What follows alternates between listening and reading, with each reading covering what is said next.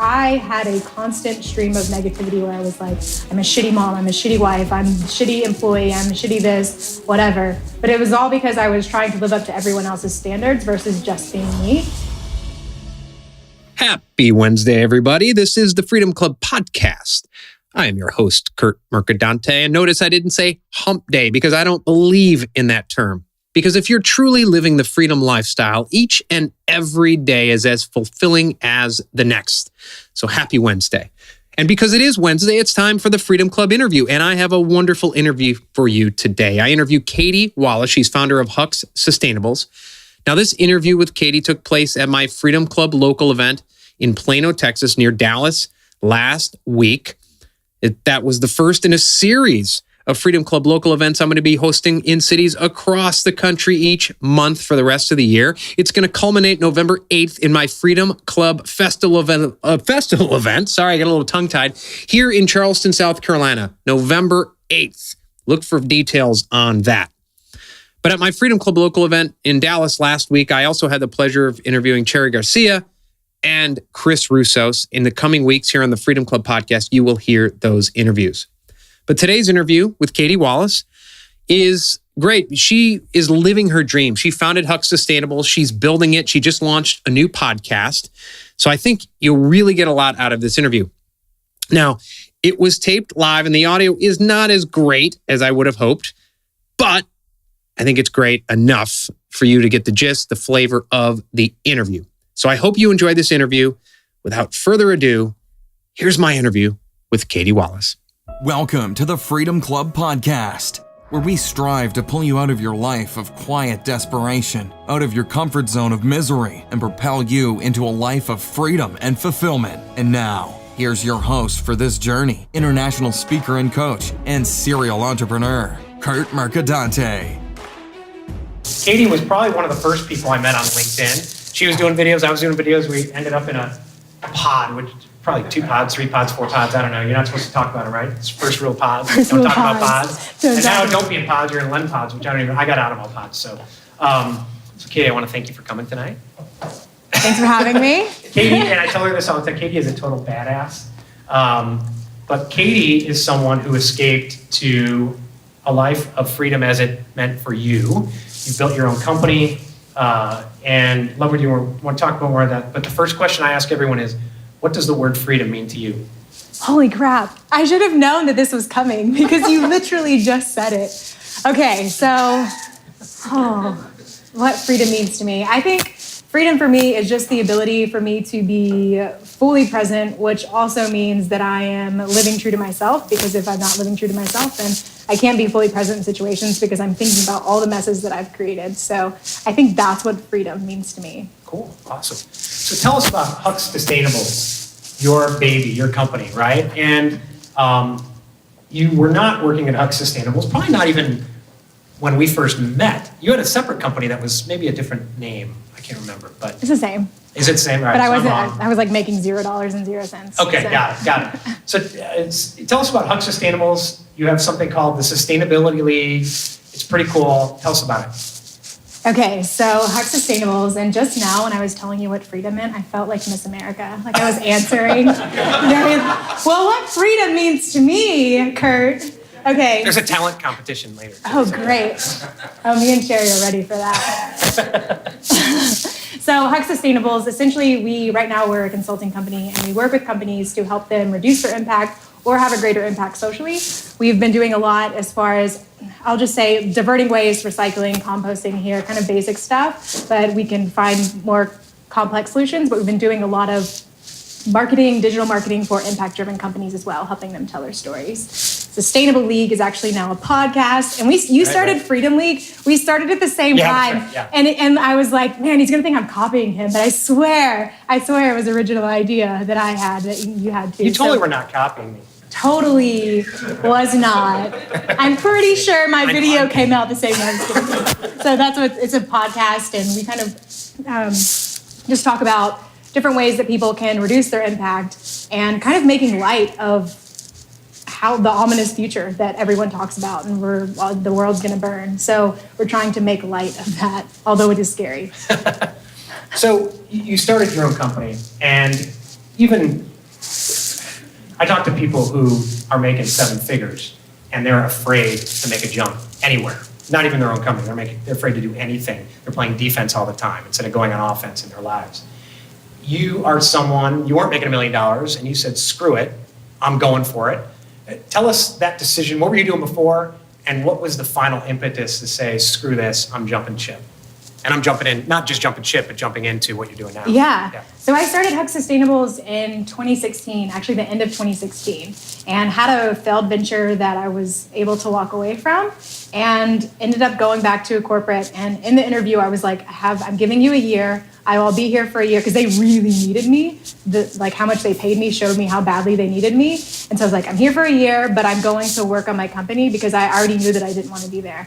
Because I think a lot of people, and this is exactly what I did, I stayed in this job for, it was 8.5 years, and I was just waiting for somebody to come rescue me. Like, someone's gonna figure out how amazing I am, and they're gonna come in here and they're gonna pluck me from my life of being a retail manager, and I'm gonna go on and do this thing. And so I kept waiting, and then 8+ years later, nothing changed. And so I just left. I knew there was more than that, but I knew I had to leave, essentially. Yeah. Yeah, a lot of people wait for something to happen and they have hope, and hope is great, but without massive action, and massive action for you may be a small action for me and vice versa, but sometimes any action is massive action. Anything. So, what sustainability, right? You and I have joked about this before, and I love the SUVs. And, I'm not, when my friends know me, they don't think of Curt as a sustainability guy, right? And I make jokes. I have the joke that if you want to frack in my front yard, just make it nice and put up a park bench. So, but that being said, I'm kidding. So, but when you meet with companies, right, and you talk about green and being sustainable, it's not just about that. And let's say you come up with a CEO who doesn't care about the environment, right? Mm. He could save a lot of money doing this too, right? Mm-hmm. Yeah. You're going to throw something at me. I was just kidding. No. Did I look mean? Because that's just how my face looks. I'm like, what did you say? So I don't even go for them. I go for the people who are already interested in building a more sustainable world, or they already have some sustainable aspect to their company, and I just want to go and help elevate them and get them in front of more people. Like, that's the sole mission to grow impact-driven companies, essentially. So if you don't care about sustainability, that's fine. Like, that's cool. I mean, the world's going to burn with or without you, so, you know. It's interesting that, I grew up in Illinois, landlocked, never really thought much about it, and now we live on a marsh. And when you live on a waterway that flows, the amount of crap that you see in the back, and when your kids are swimming in it. Oh, gosh. And then you open the paper, and the news says, don't eat any seafood or oysters from Edisto to the harbor because there was 2 tons of sewage that leaked. And we don't know when it leaked, but don't do it for like 2 months. And you're like, well, you didn't know when it leaked. Oh, gosh. And I've been eating it, and the kids have been playing in it and drinking it. You get a new appreciation. You're going to have real superhero kids. Yeah, like exactly. Yeah, right. Yeah. They're going to be like roaches. Like when the nukes hit, they're going to be the ones who survive. That's part of our homeschooling curriculum. We just toughen them up that way. Go swim in the marsh. Brilliant. Toughen up. So, but when you start dealing with it, you get a new appreciation for that type of stuff because it's disgusting. I mean, I want to go out and shoot someone in the kneecap sometimes because the stuff you see that we live, there's an overpass, and I think stuff flies out of pickup trucks and just floats in it. People will throw it out. I still see people throwing trash out of the car. I'm like, it's 2019 and we haven't cut that out yet. Yeah, right. It makes no sense. So, you're a CEO, whether you want to believe it or not, right? The average CEO reads 60 books a year. Do you read a lot of books, and what are you reading right now? Oh, gosh. I do. I actually read a shit ton of books, but I listen to more podcasts than I do books. I probably listen to 2 podcasts a day just at the gym and then in my commute and stuff like that. So, but the current book that I am reading is, I'm in between 3 books usually at all times. So I went back and I'm reading Eckhart Tolle's The Power of Now. Is that what it is? Yeah. Are y'all familiar with that? Power of Now? Okay, cool. So a lot of nods, head nods. Nice. So this is my third time reading it. I felt like I needed to read it because I've kind of just been in a funk lately. So that one, Aubrey Marcus, Own the Day. And then the third one, I can't remember, but it's so good. And Robert Greene. Robert, are you familiar with him? Yeah. Oh, yeah. Okay, I can't remember the name of the book, but you need to read it. So Is it the new one? Mastery. just keep naming books. Come on, like his books. Nope. I think it's I don't know. Robert Greene. Anything by him is solid though. The autobiography of Robert Greene. Sure. No. You were mastering human nature. I think not the art of war, but it was It's not that one. That's a really good Yeah, one too. yeah. Yeah. So you made the jump. You decided to make the jump. You said, screw it, I'm doing it. There are people in this audience, or there are people listening to when we air this, and they're in that comfort zone of misery where they can't even get off the couch, or they're paralyzed to do it. They have had this idea for a side hustle and a business forever, and they just don't want to rock the boat. They don't even want to verbalize it because they've grown up in such a permission-based society that even verbalizing what they want their lifestyle to look like is completely impossible to them. You did it. You made the change. What do you tell someone like that? I never know. I can only say what happened for me. Sure. And I think a huge thing for me was just traveling and getting out and kind of seeing everything. But I also have to mention that I left and I did have a very nice safety net because I had worked, 8-9 years and was just saving for some rainy day, which I'm realizing now is my entrepreneur fund. So when it was really difficult, that's what I was living off of. So I always have a plan. Don't just free fall, because that's what I did for a while, and I didn't care. I just traveled and did whatever felt good to me, and I think that's how I found my way, is because I gave myself enough space and enough runway to be able to do that. So for anybody who's in that, because I can still get in that mentality where I don't want to get off the couch and I'm just paralyzed by everything that I have to face. But I think if you just, pick one small micro action that you can do. Doesn't matter what it is, whatever is you making an effort, and do that. And do that for a month or a couple weeks, and then start adding something else in. If it's the gym, because the gym, that's what I always love about it and why I continue to work out. Even though it doesn't look like a workout, I go to the gym every single day. But it's because I've trained, it's miserable, it sucks, it's not fun, it doesn't feel good. But once I go and put myself through that, I'm like, I just put myself through something that I actually hate, but I kind of love at the same time now. And I feel like if you can do, it's kind of training yourself to do the things that you don't necessarily like to do, but you love doing them. That doesn't make any sense. That's probably really esoteric, but sorry. No, that's fine. Does that make sense? Yeah, it does. And by the way, speaking of workouts, Jake, are you ready? What's happening? Not now, not right now, but I meant tonight. So Jake's got I have a Facebook community, many of you are a member of it. It's free, called the Freedom Club Community. And as part of alignment and work family self, I put forth some fitness goals, mine and some other people. Sam Ellingwood wants to dunk a basketball by 40. He's lost 150 pounds in the last year. That's incredible. So Jake, actually, Kyle, we don't have the bars here. Kyle wants to do a muscle up, which I looked up and I'm like, yeah, no, thank you. Jake wants to do a planche push-up. And so Can you come demonstrate for us? Well, yeah, that's what I said. He's going to do it tonight. So we'll do it on one of the breaks. Jake's going to come up and do it with me on your back. That was the deal, right? Yeah. So we've talked about your work, and as we talked about before, Really badass. Yeah. Okay. We talked about work, and work and life are not separate. There's just life, but we've talked about the work facet, family and self. You travel all the time, and or maybe it seems like all the time, but you're on Instagram, it's like, where the hell is she going? It's here, you're Spain, California, you're in the mountains and everything. Tell us about family and self, Katie, and how, when I travel, people say, oh, it must be nice, you must have a ton of money and whatever. How do you prioritize and make it a priority to travel and do what you want to do and explore with your family? I think it's easier when you've lived a life that was dictated by everyone else around you, and that's not what you want anymore because you've seen what that does to you on the inside, and it's miserable. And so a couple years ago, and it's been a progression, and it's still a progression, I think it always will be, where I started living truer to myself and doing what feels good for me, because I had a constant stream of negativity where I was like, I'm a shitty mom, I'm a shitty wife, I'm a shitty employee, I'm a shitty this, whatever. But it was all because I was trying to live up to everyone else's standards versus just being me. And so for me, travel has always been a priority. That's honestly the only thing I spend money on. So people are like, how do you have money to do it? It's like, well, look at what you're spending money on. You have a $200 spin class thing that you do. You have this and you have this, and you eat out every single day, 5 times a day.